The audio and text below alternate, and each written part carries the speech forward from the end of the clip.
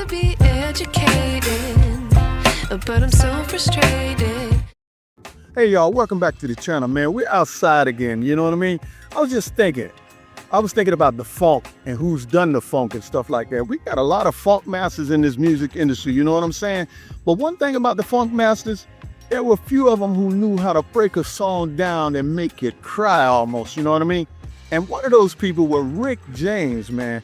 He had a song and he brought his girl, Teena Marie, on, and that song was incredible. And that's what I kind of want to get into tonight. I want to get into that song, Fire and Desire. What you know about Fire and Desire? Do you know anything? Well, if you do, we're going to talk about it. If you don't know nothing, welcome to the classroom. We're about to get into Fire and Desire. Then I kissed your lips and you turn on. Yeah, y'all, Fire and Desire. And if you're too young or too square to know what those key words mean, I feel sorry for you. Because there was a time when the music kept bumping and did not let you just sit down and listen. The groove was non-stop. From the early 1970s into the late 1980s, the funk was heavy in some form. The bass lines were thick, the drum beat was kicking, and the dance floors stayed packed all night long. Especially in places like Miami, New York, LA, and other big and small cities around the world. But if you really lived that era, you know that at some point in the night, the DJ was going to reach over and slow the party tempo down for the slow drag. You do know about the slow drag, don't you? The lights would dim down, or depending on where you were, you might even see that blue light come on in at a house party in the basement. And that meant it was now time to get close and smell the heavy perfume and cologne on your dance partner. The liquor and cigarette smell too in a lot of cases. But the room was no longer about doing the bump, juking, or that pop-locking stuff. For most, it was now about the bump and grind. But that is also when the pressure got real. Because if you didn't find your lady before the others did and step up to the floor, then you were going to be stuck on that wall or standing around looking like you just missed that last bus home. We are talking about Fire and Desire, my friend. And to understand this masterpiece, you have to understand the man behind the magic. Rick James was born February 1st, 1948 in Buffalo, New York, and he lived a hard life in the streets and the military before he ever landed at Motown. By 1978, he was bringing a raw, street-level funk to the system with his hit, You and I.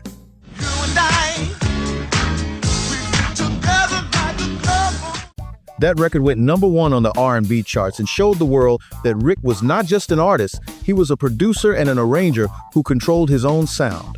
But while Mr. James was setting the tone, there was another voice entering the picture from Santa Monica, California.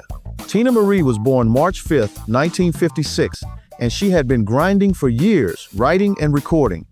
Motown knew she had a gift, but they were paralyzed by the politics of the era, worried that the public wouldn't accept such a soulful and gritty sound coming from a young white woman from the suburbs.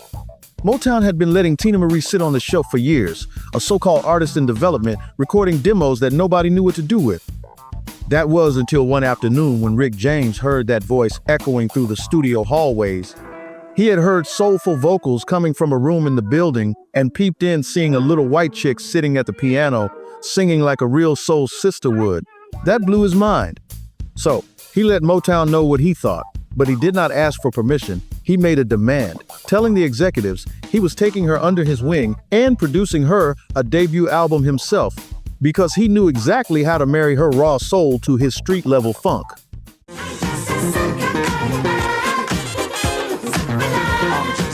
Yeah, that record there, Sucker for Your Love, introduced the chemistry the world could feel, even though Motown initially hid Teena Marie's face on the album cover, so listeners would assume she was black. By the time we get to April 7th, 1981, Slick Rick released the Street Songs album. He was at the top of the mountain with hits like this one. She's a very kinky girl, the kind you don't... Super Freak went multi-platinum and crossed over to the pop charts.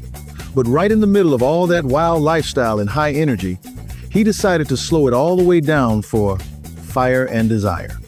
Now, the story of how this song was recorded is a legend all on its own. Rick had originally planned to use another singer because Teena Marie was actually in the hospital suffering with a fever. But Teena refused to let anyone else touch that song. She literally left her hospital bed, went to the studio, and recorded her iconic part in around 45 minutes. It was one take with no do-overs, and that raw emotion is exactly what you hear on the track.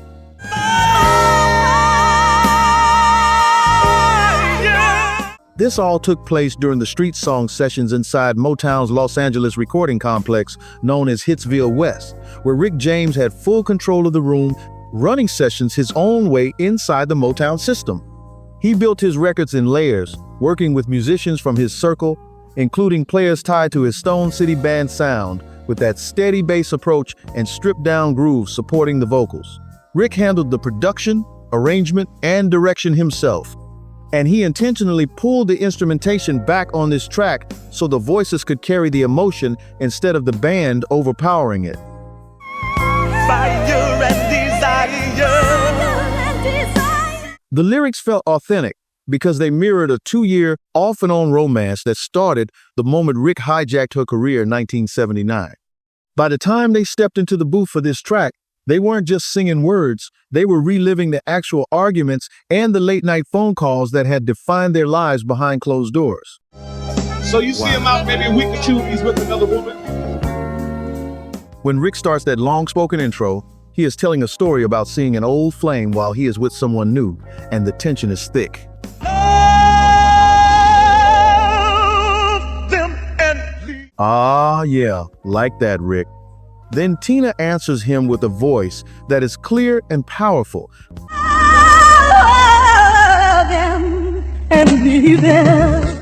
This creating a conversation that felt like two people trying to hold on to something that was slipping away. And that feeling was pushed in the studio, because Rick was known to stop takes and coach vocals line by line until the emotion felt real, not just technically right, which is why their exchange sounds so natural and unforced. Even though Fire and Desire was over 7 minutes long and never released as a commercial single, it became a foundational staple of the Quiet Storm radio format and is widely considered one of the greatest R&B duets of all time. We had something that everybody doesn't make together, and it's just that magical thing. He was a gift. I was a gift to him, he was a gift to me. It was a status cemented by its legendary one-take recording session where Teena Marie performed with 100-Degree Fever. While it never officially charted as a single, the power of the streets forced this album track to stay on the airwaves for over 40 years, playing a crucial role in helping the Street Songs album spend 20 consecutive weeks at #1 on the Billboard R&B charts and eventually achieving 3 times platinum certification. And you burn me up within your flame. You burn me. Hey y'all, no cap. Back in the day, this was just the song you waited to hear come on wherever you were, and it still is one of the most iconic slow jams you could ever have in your record collection. Straight up. As life moved on, the challenges started to mount for both of them. Teena Marie eventually entered a legal battle with Motown over her contract, which led to the Brockert Initiative, and changed the industry by giving more freedom to musicians. Rick continued to have success but also faced legal issues and health problems that did not match the highs of his early career. They eventually went their separate ways professionally, but they did do that big reunion and one last go at it for the 2004 BET Awards.